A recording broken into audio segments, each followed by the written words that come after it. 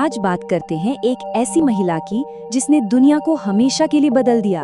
एक ऐसी नायिका जिसने ना सिर्फ विज्ञान की दिशा बदली बल्कि अपनी खोज से लाखों लोगों की जान भी बचाई।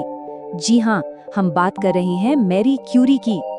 कभी सोचा है एक ऐसी अदृश्य शक्ति के बारे में जिसमें दुनिया को बदलने की ताकत हो? जरा सोचिए, एक ऐसी शक्ति जो पत्थरों में छिपी हो और अंधेरे में चमकती हो। मैरी क्यूरी ने इसी कमाल के रहस्य से पर्दा उठाया। तो चलिए उनके साथ इस असाधारण सफर पर चलते हैं।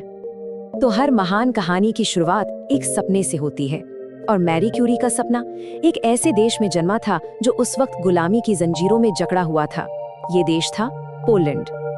जरा सोचकर देखिए, एक ऐसी जगह जन्म लेना जहां आपके अपने देश का नाम नक्शे से मिटा दिया गया हो, और सिर्फ इसलिए कि आप एक महिला हैं, आपको ऊंची पढ़ाई करने की, यूनिवर्सिटी जाने की इजाजत ना हो। ये मैरी की सच्चाई थी। लेकिन कहते हैं ना, ज्ञान की प्यास को कोई दीवार नहीं रोक सकती। मारिया और उनकी बहन ब्रोनिया ने एक दूसरे के लिए एक ऐसा समझौता किया जो सुनकर हैरानी होती है। एक बहन नौकरी करेगी ताकि दूसरी पढ़ सके, और फिर जब वो डॉक्टर बन जाएगी तो वो पहले की पढ़ाई का खर्च उठाएगी। ये सिर्फ एक समझौता नहीं था, ये सपनों के लिए की गई एक अनोखी साझेदारी थी। और बस इसी वादे को पूरा करने के लिए मारिया पहुंच गई पेरिस, सपनों का शहर। लेकिन यहाँ उन्हें सिर्फ विज्ञान का ज्ञान ही नहीं मिला, बल्कि जिंदगी की सबसे कड़वी सच्चाइयों और एक गहरे प्यार से भी उनका सामना हुआ। पेरिस का सपना असलियत में कांटों का ताज था। वो छठी मंजिल पर एक छोटी सी अटारी में रहती थीं। इतनी ठंड कि सर्दियों में कमरे के अंदर रखा पानी तक जम जाता था। कई कई दिन सिर्फ मक्खन लगी ब्रेड और चाय पर गुजरते थे, और कई बार तो वो भूख और थकान से बेहोश भी हो जाती थीं। सोचिए जरा।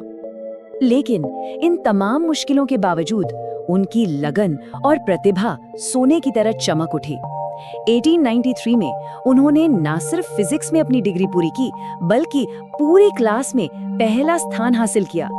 ये उनकी जिद और अटूट इच्छा शक्ति का सबूत था। और पेरिस में ही उनकी जिंदगी में आए पियरे क्यूरी, एक ऐसे वैज्ञानिक जिनकी आंखों में विज्ञान के लिए वही जुनून, वही चमक थी।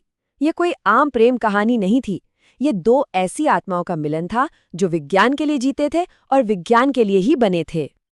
और जब दो ऐसे ब्रिलियंट दिमाग एक साथ आए तो एक ऐसी खोज का जन्म हुआ जो विज्ञान के सारे नियम हमेशा हमेशा के लिए बदलने वाली थी। एक ऐसा राज जो अंधेरे में छिपा हुआ था। तो हुआ ये कि मैरी ने यूरेनियम से निकलने वाली कुछ अजीब रहस्यमयी किरणों पर काम करना शुरू किया। देखिए, उस जमाने में सब मानते थे कि एटम यानी परमाणु किसी भी चीज का सबसे छोटा हिस्सा है जिसे तोड़ा नहीं जा सकता। पर मैरी ने एक ऐसा आइडिया सामने रखा जो किसी ने सोचा भी नहीं था। उन्होंने कहा कि ये जो ऊर्जा है ना, ये एटम के अंदर से ही निकल रही है, और उन्होंने इस घटना को एक नया नाम दिया, रेडियो एक्टिविटी। और फिर उनके हाथ एक ऐसी पहेली लगी जिसने सब कुछ बदल कर रख दिया। उन्होंने देखा कि पिच ब्लेंड नाम का एक पत्थर शुद्ध यूरेनियम से भी कई गुना ज्यादा रेडियो एक्टिव था। अब इसका तो एक ही मतलब हो सकता था कि उस पत्थर में यूरेनियम के अलावा कुछ और भी है, कोई नया, अनदेखा और जबरदस्त शक्तिशाली तत्व। अब इस नए तत्व को ढूंढना भूसे के ढेर में सुई खोजने से भी ज्यादा मुश्किल था। जानते उनकी लैब कैसी थी? एक टूटा फूटा टपकती छत वाला शेड। वहां मैरी घंटों तक खौलते हुए केमिकल से भरे बड़े बड़े बर्तनों को एक लोहे की रॉड से हिलाती रहती थी। ये दिमागी काम कम और जी तोड़ शारीरिक मेहनत ज्यादा थी, और ये सिलसिला 1-2 दिन नहीं बल्कि सालों तक चला। और फिर 4 साल की उस बेहिसाब मेहनत के बाद उन्होंने अपनी आंखों से जादू होते देखा। उस अंधेरे से शेड में उनके खोजे हुए पदार्थ एक धीमी, जादुई, नीली हरी रोशनी से चमक रहे थे। ये कुदरत का एक ऐसा छिपा हुआ राज था जिसे उन्होंने दुनिया के सामने ला दिया था। इस एक खोज ने क्यूरी दंपति को रातों रात दुनिया भर में मशहूर कर दिया। लेकिन किस्मत ने शोहरत के साथ साथ उनके लिए एक बहुत बड़ी त्रासदी भी लिख रखी थी। उन्होंने एक नहीं बल्कि दो नए तत्व खोज निकाले थे। एक का नाम उन्होंने अपने प्यारे देश, अपनी मातृभूमि के सम्मान में रखा, पोलोनियम, और दूसरे का नाम उसकी उस हैरान कर देने वाली चमक की वजह से रखा, रेडियम। पता है, रेडियम उस वक्त दुनिया की सबसे कीमती चीजों में से एक था। अगर वो चाहते तो उसका पेटेंट कराकर बेशुमार दौलत कमा सकते थे, लेकिन उन्होंने दौलत नहीं, इंसानियत को चुना। उनका कहना था, रेडियम एक तत्व है, ये किसी एक का नहीं बल्कि पूरी दुनिया का है।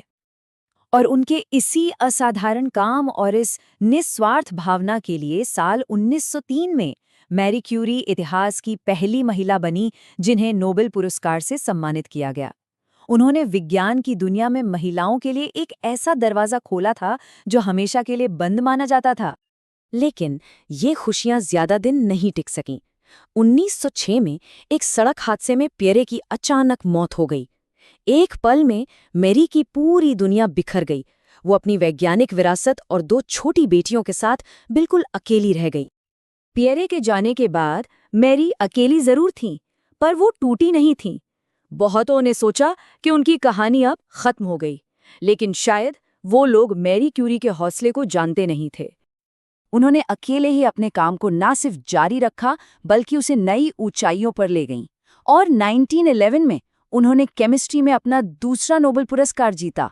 सोचिए, इतिहास में पहली इंसान जिसने 2 अलग-अलग वैज्ञानिक फील्ड्स में 2 नोबेल पुरस्कार जीते हों। ये एक ऐसा रिकॉर्ड है जो आज भी बहुत कम लोग ही तोड़ पाए हैं।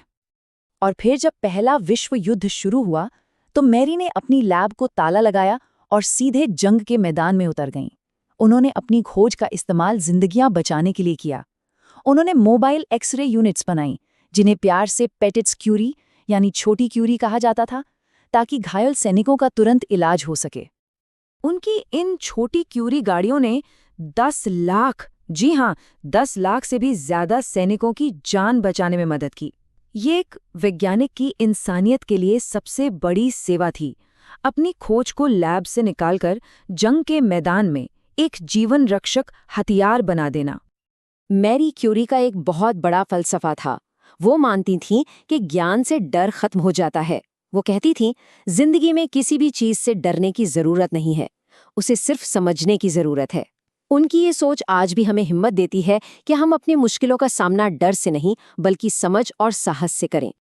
और विडंबना देखिए, जिस रेडियम की खोज में उन्होंने अपनी पूरी जिंदगी लगा दी, उसी के रेडिएशन ने धीरे धीरे उनकी जान ले ली। आज 100 साल से भी ज्यादा समय बाद उनकी लैब की नोटबुक इतनी ज्यादा रेडियो एक्टिव हैं कि उन्हें लेड के बक्सों में बंद करके रखना पड़ता है। उन्होंने सचमुच अपनी खोज के लिए अपनी जान दे दी। अब सवाल ये उठता है कि हम सब उनकी इस कहानी से प्रेरणा लेकर अपनी जिंदगी की चुनौतियों के अंधेरे में कौन सी रोशनी खोज सकते हैं।